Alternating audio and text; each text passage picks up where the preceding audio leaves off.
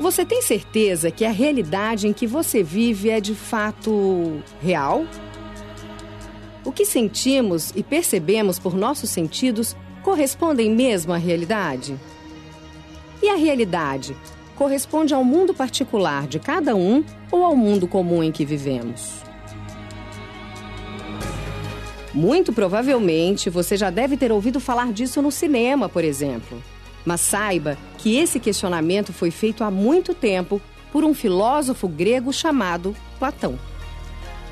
Platão viveu na Grécia Antiga, aproximadamente no século V a.C.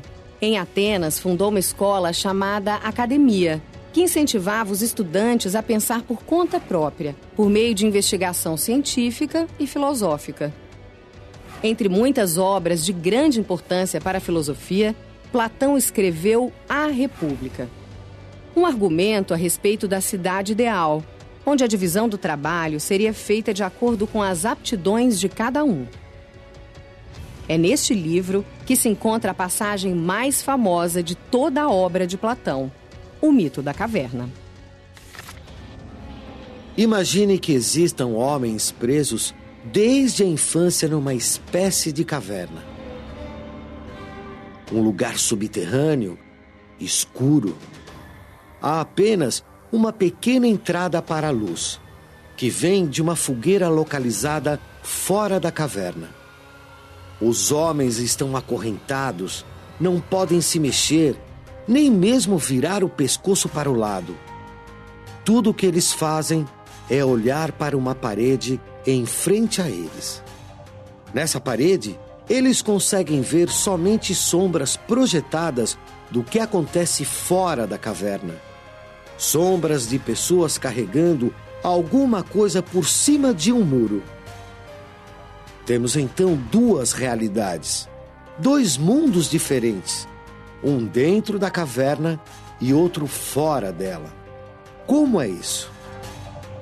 É fácil de entender se a gente pensa que tem esse dualismo, que um está conectado com o outro, mas ao mesmo tempo é separado. O mundo sensível é o mundo do corpo, é o mundo da matéria, é o mundo das nossas percepções concretas, físicas, é o mundo que eu posso perceber com os meus sentidos físicos, com a audição, com a visão, com o tato, com a gustação, com esses sentidos que são do meu corpo. Por oposição a um mundo inteligível, que é esse mundo que só pode ser acessado por meio da contemplação. Nós podemos traduzir essa contemplação por teorização e podemos também chamar a teorização de reflexão. Voltamos para a caverna. Vamos imaginar que um dos prisioneiros quebra a corrente e sai para o exterior de onde sempre viveu. De que maneira ele reconhecerá o mundo? Ele tem dificuldade em distinguir as imagens. Seus olhos, acostumados com a escuridão, se ofuscam com a luz. Ele tenta achar a fonte da luz. Descobre, então, que existe um sol. Quando se depara com a nova realidade, ele percebe que passou a vida analisando e julgando apenas imagens projetadas. Fora da caverna, o mundo é outro. Ele se encanta com a natureza, com os animais, com o sol. Todas as pessoas dentro da caverna estão acorrentadas. Todas elas são prisioneiras de um ponto de vista. Todas elas são condenadas a olhar a coisa, a vida, aquilo que se apresenta a elas como uma verdade absoluta e inquestionável. Então, elas são crentes. E aquele que se liberta, aquele que deixa, então, de ser prisioneiro, esse que rompe com as correntes, com as amarras, ele é um representante de uma tomada de consciência. O que representa essa saída da caverna?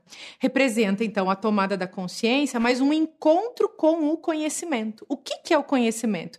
Quando a gente fica estudando no colégio, na faculdade, a gente fica estudando num livro, a gente está procurando alguma coisa que a gente não tem.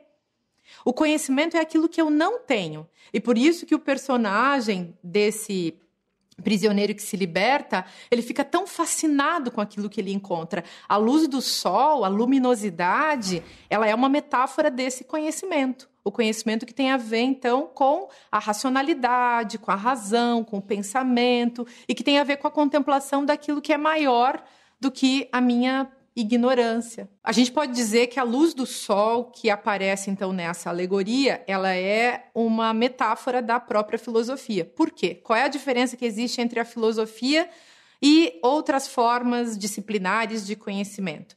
A filosofia é o pensamento do pensamento. Por isso que a gente diz que ela é reflexão. Eu começo a filosofar, nós podemos dizer assim, que eu começo a filosofar no momento em que eu me pergunto sobre o modo como eu penso, que pode ser diferente dos outros ou pode ser igual aos outros.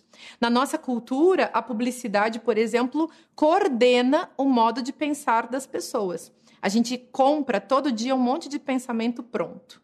Filosofia não é pensamento pronto. É sempre o meu pensamento, o pensamento que desmonta, que pergunta acerca do pensamento pronto e que começa a perceber que o pensamento pronto é a morte do pensamento. Isso é a filosofia. Vamos continuar com a argumentação de Platão. Fora da caverna, o ex-prisioneiro fica maravilhado com o mundo real. Sente compaixão pelos companheiros acorrentados na caverna. Quer que eles conheçam também o mundo exterior. Decidido, volta à caverna para falar sobre as novas descobertas e dividir o que aprendeu. Quando conta, ele é ridicularizado. Os companheiros acorrentados acreditam somente na realidade que conhecem, as sombras na parede da caverna. Declaram que o ex-prisioneiro está louco. Não! E não querem ouvir o que acreditam ser apenas absurdos.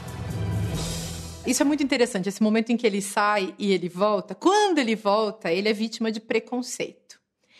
O grupo que ficou ali dentro continua preso na sua ignorância. Mas, para essas pessoas presas na sua ignorância, elas já dispõem da verdade. E elas se sentem seguras na sua ignorância. Esse sujeito que vem e critica e coloca que existe outra perspectiva, que as coisas podem ser vistas de uma outra maneira, ele vem trazer insegurança. A dúvida é sinônimo de insegurança. Ele traz a dúvida, traz a insegurança. Logo, ele incomoda. Logo, ele se auto-representa como uma ameaça. As pessoas olham para ele como uma ameaça. Uma ameaça à ordem que era segura, que era tranquila, que estava bancando a perspectiva dessas pessoas. E se essas pessoas pudessem olhar para essa diferença e pudessem perceber que ali tem uma novidade e pudessem, então, entrar num jogo com essa diferença, pudessem olhar para elas mesmas a partir dessa diferença, talvez pudesse surgir um diálogo. E o conhecimento é aquilo que advém justamente desse encontro de diferenças ao qual se dá o nome de diálogo. Platão quis demonstrar, por meio da alegoria da caverna, que as pessoas estão presas a uma perspectiva única. Elas estão muito seguras nos seus pontos de vista. Então, não quer dizer que a gente deva, assim, cair numa viagem insegura e de questionamentos que podem nos fazer sofrer, alucinados, paranoicos. Não quer dizer isso. Mas quer dizer que a gente, às vezes, não usa o mínimo de questionamento para fazer evoluir a nossa própria perspectiva. Em outras palavras, Platão quis mostrar que a filosofia é uma ampliação da nossa capacidade de perceber o mundo, de olhar para o mundo e de construir o próprio conhecimento, que é aquilo que nos coloca em contato com o mundo. O mito da caverna de Platão reflete a sociedade atual? Será que também estamos acorrentados numa caverna, só que mais bonita, mais interativa, mais colorida? Enxergamos apenas as representações da realidade, sem questionar o seu verdadeiro significado? O que eu acho é que nós nunca vivemos tanto na caverna de Platão como hoje. Hoje é que nós estamos a viver, de facto, na caverna de Platão. porque as próprias imagens que nos mostram a realidade, de alguma maneira, substituem a realidade. Nós estamos no mundo que chamamos o mundo audiovisual.